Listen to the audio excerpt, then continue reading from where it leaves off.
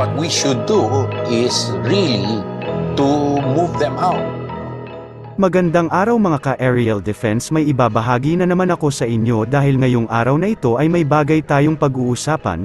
Pilipinas kasama ang mga kakamping bansa dapat nang magsama-sama at palayasin ang China sa West Philippine Sea, pero bago tayo magpatuloy wag mo muna kalimutan mag-like, share, and subscribe, paki-follow at like muna ng aming page na nasa description na ang link.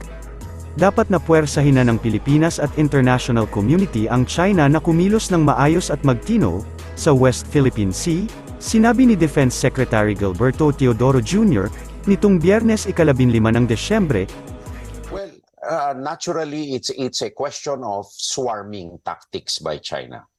What we should do is really to move them out. No? How? However, that is not easier said than done.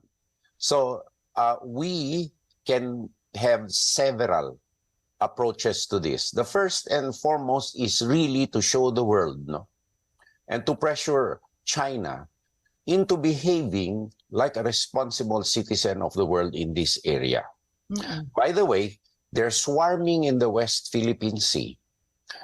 Their roguish behavior, sorry to put it, there's no other way of putting it, in SCARBOROUGH shoal, actually, proves one thing, that their narrative that, or their bogeyman narrative that the Philippines will be a staging point for other countries against Taiwan is false, because the real target is the West Philippine Sea and the Philippine Straits. No, I think this is a more valuable target for them than Taiwan.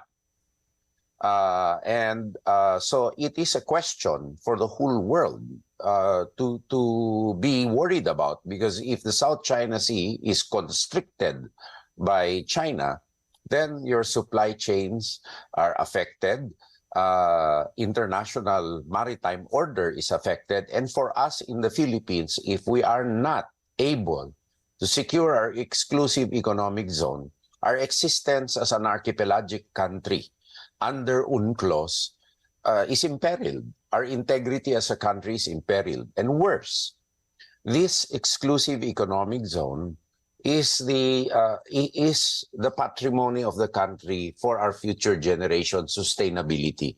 We're an archipelagic country. We are a small country. Our population is getting bigger and bigger. We need all the resources possible.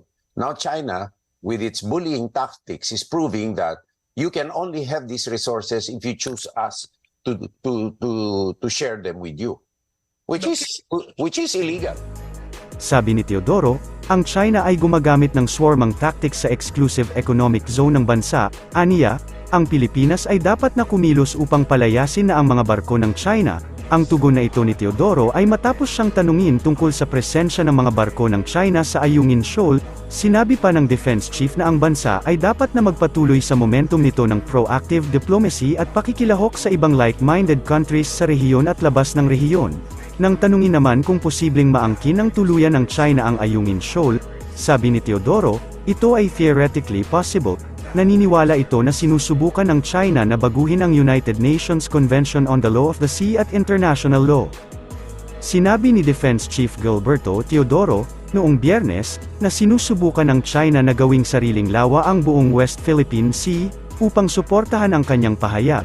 Sinabi ni Teodoro na ang paggamit ng China ng malalaking Coast Guard vessels habang naglalayag sa karagatan ng Pilipinas, ay isang patunay sa pagtatangka nitong ipatupad ang domestic presence sa buong South China Sea.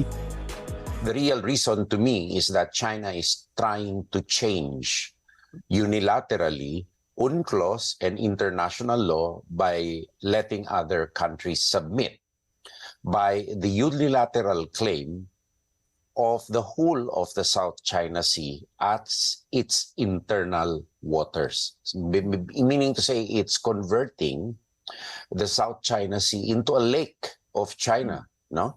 And that is why it is using Coast Guard vessels, which are huge and massive, equivalent to naval vessels too, to enforce domestic and criminal Chinese law in the whole of the South China Sea. This is part of their illegal narratives, and this is part of their move to unilaterally pound into submission other countries to acquiesce into their definition of what international law with respect to the law of the sea is.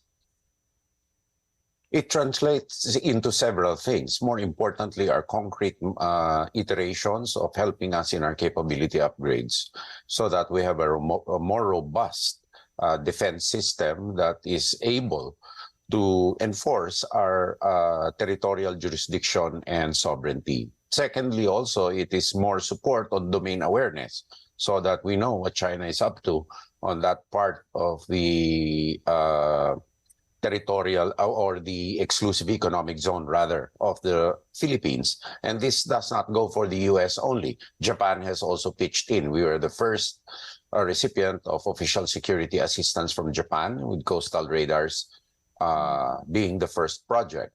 And we are building an alliance of like-minded countries based on the principles of a rules-based international order, and to counter China's unilateral and illegal activities. And I think there was a reference earlier to why Coast Guard vessels are being used by China. I think the explanation given by Commodore Tariela is only part of the real reason. Kaugnay ng pahayag ni Teodoro, na unang isiniwalat ng maritime security expert na si Ray Powell ang hindi bababa sa 11 Chinese maritime militia vessels na naglalayag sa Ayungin Shoal, dumating ang surveillance, ilang araw pagkatapos ng sunod-sunod na agresibong aksyon ng China laban sa mga sasakyang pandagat ng Pilipinas sa West Philippine Sea. Ayon sa hepe ng depensa, ang hakbang na ito lamang ay bahagi ng illegal na salaysay ng China, upang itulak ang mga bansa sa pagsusumite sa sariling kahulugan ng China kung ano ang internasyonal na batas. Noong 2016, ang Arbitral Tribunal sa The Hague ay nagpasya na pabor sa Pilipinas, na nagdedeklara na ang pag-angkin ng West Philippine Sea, kasama ang 9-dash line nito at iba pang aktibidad sa karagatan ng Pilipinas ay labag sa batas. Ilang Chinese vessels pa rin ang namataan sa Ayungin Shoal, ilang araw matapos maglunsad ng agresibong aksyon laban sa Philippine vessels noong nakaraang weekend, ayon sa isang security analyst nitong Huwebes. Ayon kay Ray Powell, project lead ng Gordian Knot Center for National Security Innovation, huling nakita ang kumpulan ng Chinese ships noong Lunes. Paliwanag ni Powell, karaniwang bumabalik na ang blockading force ng China sa kalapit na base nito kapag nakaalis na ang Philippine resupply boats at mga escort nito. Ayon sa Philippine Coast Guard, ay deploy ng China ang pinakamalaking bilang ng mga barko upang harangin ang pinakabagong resupply mission ng Pilipinas, kinundena ng Philippine government at iba pang bansa tulad ng United States at United Kingdom, ang Beijing sa pagbomba ng water cannon laban sa Filipino vessels. Nanindigan si Ferdinand Marcos Jr., na bahagi ang Ayungin Shoal ng exclusive economic zone ng bansa. Para sa mas madaming update tungkol sa ating defense, abangan lamang ang aking mga bagong video.